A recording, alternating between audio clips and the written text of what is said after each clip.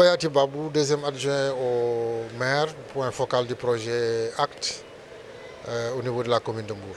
Voilà, aujourd'hui nous sommes rassemblés ici pour réfléchir un peu sur le plan Yessal de la commune de Mbour.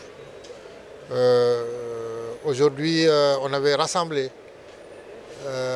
auparavant l'ensemble des associations encadrées par le projet ACT avec l'encadrement du CDF et le CCA pour réfléchir sur le plan ESL. Comment l'opérationnaliser? Donc, faire des propositions, l'améliorer pour déboucher sur un plan quinquennal, de pouvoir le réaliser au grand bénéfice de l'ensemble de la jeunesse de Mbour, de l'ensemble de la population de Mbour. Aujourd'hui, après ce travail, on doit le présenter au conseil, à certains conseillers, pour l'enrichir davantage.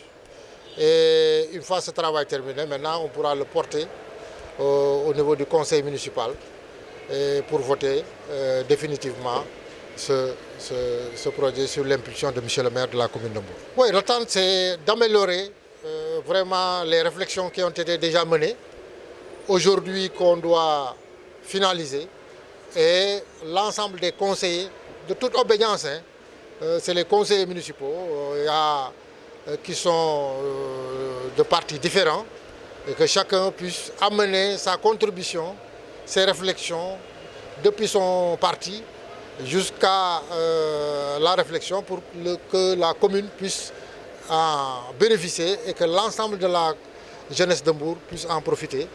Demain, que ce soit un plan pour la population bourgeoise, pour la jeunesse bourgeoise. Ouais, ça c'est un choix peut-être stratégique, c'est fait au niveau du projet ACT.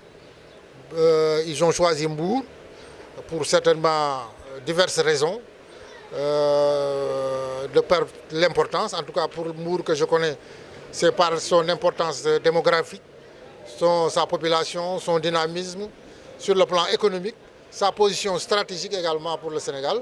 Donc c'est pour cette raison et que nous, on en profite sincèrement. C'est l'occasion de remercier au nom du maire et de l'ensemble du conseil municipal le projet ACT qui est venu nous accompagner, pas à la commune seulement, mais au niveau des associations. Il y a plus de 12 associations accompagnées. Il y a au niveau de l'IEF, des écoles qui sont porteurs de projets, etc., etc., etc., qui fait qu'au niveau de Mbour, sincèrement, on dit bravo au projet ACT, bravo au CEDEPS et au CCA, Conseil consultatif des jeunes, qui vraiment nous accompagnent pour la réussite de ce projet. Mais sur le plan pratique, vraiment au niveau des associations, au niveau de l'IEF, au niveau de la mairie, c'est des choses concrètes que nous avons vécu avec eux, que nous, aujourd'hui, cet atelier, c'est leur financement.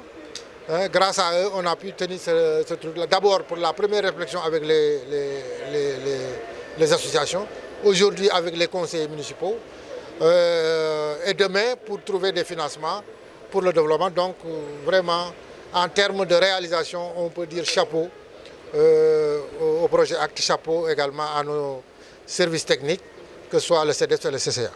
Voilà, donc je m'appelle Oumar Nia, je suis le directeur pays de Aider Action qui est devenu Action Éducation et en même temps chef du projet ACT. Donc le projet ACT est un projet qui a démarré depuis 2021 pour une durée de 36 mois. Voilà, donc le projet va se terminer au mois d'août donc 2024 pour sa première phase. Mais c'est un projet qui est constitué donc de plusieurs phases, donc de 3 ans. Et ça, nous sommes vraiment au terme, dans 3 mois de la fin donc, de cette première phase, qui a été sanctionnée par une collaboration qu'on a eue avec la commune de Mbour et la commune de Rufisque-Est, qui ont été choisis parce que c'est des partenaires classiques de Aider Action. C'est des zones où Aider Action est intervenue depuis plus de 30 ans. Donc le projet ACT qui est venu en 2021 est une suite logique de ce partenariat qu'on a déjà eu avec ces 2 communes. Donc c'est pour cela qu'on les a choisis comme des communes pilotes. En termes de réalisation, au niveau de la jeunesse, donc le projet ACT a eu à faire beaucoup de réalisations en termes de renforcement de capacité déjà des jeunes, en termes de leadership, en termes de citoyenneté, mais aussi on les a formés sur la gestion de projets, on les a formés sur les techniques de plaidoyer, on les a formés sur les techniques de communication. Bon, beaucoup d'activités donc de formation ont été réalisées dans le cadre de ce projet ACT. En dehors de ces activités de formation, le projet ACT aussi a eu à financer beaucoup d'activités, donc de micro-projets aussi des associations. Donc on peut dire que pratiquement 7 associations sur les 12, par exemple au niveau de Mbour, ont pu en fait voir leur projet, micro-projet financé par le projet ACT. Et il y a eu beaucoup de cycles de conférences, il y a beaucoup d'activités d'événementiel, de plaidoyer aussi, qui ont été réalisés dans le cadre donc, de ce projet au niveau de la jeunesse. Au niveau des écoles aussi, nous avons avec l'IEF, en partenariat avec l'IEF, financé les micro-projets donc, de 5 écoles à Mbour, donc, dont un CM et 4 écoles élémentaires. Donc depuis l'année dernière, on a pu quand même financer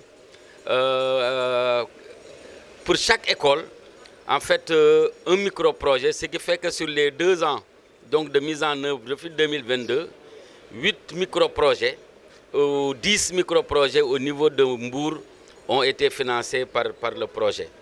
D'autres activités aussi qu'on a menées donc, au niveau de Mbour, donc c'est un peu la mise en place aussi d'une plateforme jeunesse. Parce qu'on sait qu'il y a beaucoup d'acteurs, beaucoup d'associations à Mbour, mais qui travaillent de façon dispersée. Mais le projet ACT quand même a réussi à mettre en réseau ces associations-là. Et depuis lors, ils travaillent ensemble. Et on est en train de voir vraiment un certain dynamisme donc, de la vie associative donc, au niveau de la commune de Mbour. Donc voilà quelques réalisations que le projet a eu à apporter. Mais en dehors de ça aussi, il y a un soutien matériel que ACT aussi a apporté aux associations, aux écoles, mais aussi au niveau de la commune de Mbour. Parce que la commune de Mbour a été dotée en mobilier informatique, en fait en mobilier de bureau, mais aussi en matériel informatique et beaucoup d'accessoires qui ont permis quand même à la commune de pouvoir en faire renforcer ses acquis et de pouvoir améliorer son fonctionnement. Donc la première phase vraiment a consisté dans un premier temps à renforcer ces différentes structures et qu'on pense que la deuxième phase va permettre de consolider des acquis et d'aller vers des financements beaucoup plus conséquents pour prendre en charge leurs besoins. Oui, en fait, le montant global du financement du projet ACT, c'était un montant de plus de 280 millions donc sur les 3 ans, mais pour les 2 communes, de Rufisque et de Mbour. Bon, en termes de perspective, on est en train de préparer la deuxième phase donc, du projet avec les différents partenaires. Donc la note conceptuelle est en train d'être finalisée donc, pour qu'on puisse le déposer et bénéficier de cette deuxième phase. Mais cette deuxième phase va essayer de renforcer déjà les acquis. Donc on a eu au niveau des écoles, au niveau des associations, mais aussi au niveau des communes, c'est de faire en sorte que tout ce qu'on a eu à déployer en termes de besoins puisse être renforcé, mais aussi essayer de voir comment nous pouvons améliorer, aussi augmenter le volume financier qu'on a eu déjà à mettre sur la première phase.